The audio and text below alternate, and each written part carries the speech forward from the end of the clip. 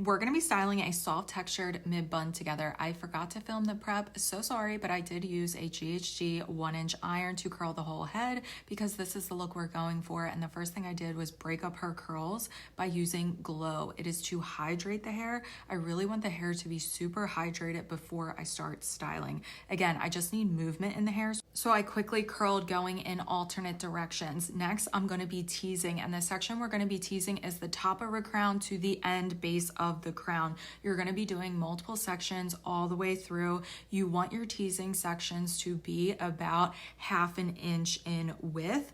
You don't want it to go heavier than that. You're always gonna take your texture powder and place that at the root of the hair and comb back. This will allow for extra control and extra hold because we are gonna be placing all of our pins in this section. And as you can see, this is exactly all the sections that I did for teasing all the way from the top of the crown and on the side. So you could see this is a lot of tease because again, we need something for our pins to hold on to, otherwise the style will just fall out. So here I am again, and I'm going to the front. I like to do all of my teasing at once to get it out of the way. So I'm gonna do the fronts, the sides, as well as the back and the crown area. And again, another visual for where I'm teasing on the sides. I did about 1 to 2 sections on each side. Rules of thumb for teasing: if I can touch your tease and it falls out, it's not strong enough, go back and add more product. And also where you are placing any kind of bun, you want a tease underneath, again, so that way your pins have something strong to hold on to and they don't slide out. And that way this hairstyle actually lasts all night. So teasing is super important for the style. Next, before I actually start pinning the style into place, what I want to do is actually visualize what it's going to look like and start getting my shaping right, because with this kind of a bun, the shape is pretty important. So I want to visualize it. This is the shape we don't want to do. You don't want it to be too wide in the back and go out too far on her ears and create harsh straight lines in the hair. Instead, what you want to do is to have it narrow down by the nape of the neck and always have a twisted curved line in your styles. Let me show you what I mean. By always adding a twist to your section, you will add a curved line. And when I am visualizing, I'm taking a big brown U-pin that I got from Ulta to hold it into place. Again, because I don't need it secured, I'm just holding it into place until I see the sections that I want to take, the twist I want to take. So if you can see over here, by going out on the section, by pushing that out, it's gonna make it too wide. That's why I'm taking it up and over, and I'm trying to see what I want to create. So these are the lines that I want to see in the style. I want them curved back towards the bun, and I want them curved in the bun itself. If your lines in your bun are coming out too flat and too straight, add a twist within your section. Taking an open U-pin and holding it into place so that way I can visualize and see the sections that I want to take. So that way when I go to secure, I know what I'm gonna do with the section. This top section, that's the one that's gonna be visible. She didn't want to see it from the front. So for that style, for that top section, you can fluff it out by using texture powders, which we're gonna do in a second. So I was visualizing how long I wanted the style to be. And then once I felt good with my shape and knew how I wanted it to go and knew the twist that I wanted to flow, I just took it out from the U-pins, and now I can start securing my bun. For this style, I like to work in 2 sections. So I'm splitting from the top of the crown all the way to the nape on a diagonal back section, and I'm gonna work in 1 section at a time. So I'm clipping that out of the way, and next I'm gonna grab my Thrill Fiber Gum because I wanna add shine as well as control to this section. That way on the sides, when I am bringing them back and I am connecting them, because I'm working in that entire section, I'm working with the sides as well as the back, and I'm raking that Thrill Fiber Gum all the way through to get the shine. And what I'm doing is I'm taking that top layer and I'm pinching and pulling it out, so that way it can accentuate and add more texture and depth throughout this hairstyle, because this is more of a soft textured look. You want to pull out the texture so it doesn't appear flat. Next, you're going to grab the entire section and I'm twisting it up. I'm being super loose with this because it's more of a loose style. So I'm being super loose with my twist, and I'm twisting it up and over to the left. So from right to left.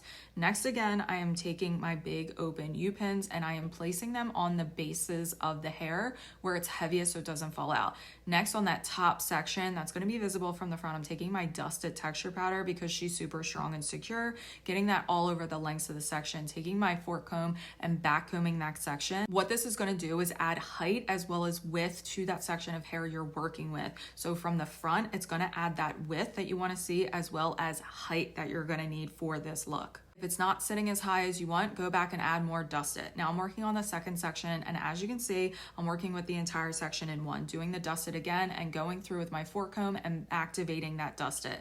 Next, we're gonna go with the Thrill Fiber Gum to add that shine and control back, because the hair is gonna start to look dry. I want it to look shiny and I wanna get rid of the frizz. So that's why I'm going in with the Thrill Fiber Gum, and we're gonna add that texture back in on the top layer so the hair doesn't appear flat in this style. At this time is when I'll typically start pulling out the hair from the front, just to make sure that it's not secured up in my section. So that's what I'm doing right here. Working with this whole section in one is going to prevent a lot of lines in your style that you want to avoid. So I'm taking the whole section, I'm twisting it up and over to the right. So up and over to the right, and I'm putting it side by side on my other section, and it's almost going to be forming like a donut, which I'll show you in a second. Taking my big open U-pins and holding it into place, and as you can see, it's forming more of a circular shape because I want some height in the middle. Goal is to keep your height in the middle like this. This is what you want your section to look like. Next, I'm going to be going in with my silhouette spray, and I'm just going to be pinching it out with my fork comb and securing any of the base of the style where it is actually heaviest. So gravity is going to pull that hair down. So I'm going to go in with regular bobby pins, keeping them closed and placing them right on the scalp, touching the scalp as soon as I am securing a pin. And as you can see, pushing it in there is a lot of tease under there. Next, I'm pinching and pulling. Make sure your client's head is straight, otherwise your shape will get messed up. I'm pinching and pulling in opposite directions to create fluff and air it out. I'm placing my pins inside the bun, not on top, because you will mess with your shape and you will flatten out your bun. Once I'm finished and it is secure, I'll take out all my U-pins and I'll place in bobby pins along the scalp. I'd rather my sections look tight and then air it out and add texture later, so that way I know it's going to be secure. You also want to make sure that you're leaving the lengths out. We're going to deal with the lengths at the end, and this is more of a loose style, so you're going to be leaving them until the end. And pinch and pull if you see any lines that are looking a little bit too straight. Take your fork comb with the ends and the lengths that are left out, and you're just going to flatten them out and make sure that nothing is super curly, because that's not what this style is supposed to look like. Before I secure those lengths, I want to make sure the front is looking okay. So I'm going to go to the front and do a security check and make sure that I have a rounded shape. While I was doing a security check, I was taking my fork comb, pressing it into the hair to see if anything was moving too much, and it actually was. So that's when I took another bobby pin and pressed it in the hair to secure that section even more. Again, from the front, what you want to visualize is almost like a half moon. If it is looking too much like a donut, you're looking like too much like she has a sock bun in her hair, we need to break up those lines. We need to break up those lines and add something else. Envision a half moon. Then you're going to go through and secure that section with bobby pins. You can even press bobby pins into your sections if it's looking too thick to break it up and add even more texture. Once you feel good with the front, you can go to the lengths, and I'm taking my fork comb and just breaking it up and adding more width to the section by just fluffing it up and making sure that I'm covering any holes in the style. So that's what I'm doing with this section right here. I'm fluffing it up with the fork comb, making sure there's no holes, no gaps in the style. Then I take an open U-pin because I don't want to flatten the section with a bobby pin, so I press that into the hair instead. With this style, you can really flatten it out by adding too many bobby pins, so that's what I didn't want to do because you need the height with this style. So again, take that open U-pin and you can press that into the hair because it's not going to mess with the height or flatten out your section. Once I have my length secured, I want to go back around and make sure that everything is looking frizz-free, so I will take my silhouette and I will spray a section and go back in with my fork comb and tuck it into the hair. So if you have any frizz sticking out, that's what you want to do. Next, I'll take my fork comb, and if anything flattened out, I'll push it back up in the hair to bring back out any volume that got lost. Now we're going to work on our face frame. Her face frame was super dainty. This is the face frame that we picked out. We picked it out from the top part line as well as just by the ear. You don't want to pull out more hair by the ear. Again, do not pull out more hair by the ear. That is the least amount of hair that you want to pull out. You want to pull out more by the hairline. The top of her part, if you pull out too much by her ear, it's going to be giving like manly sideburn, and that's not what we want to do.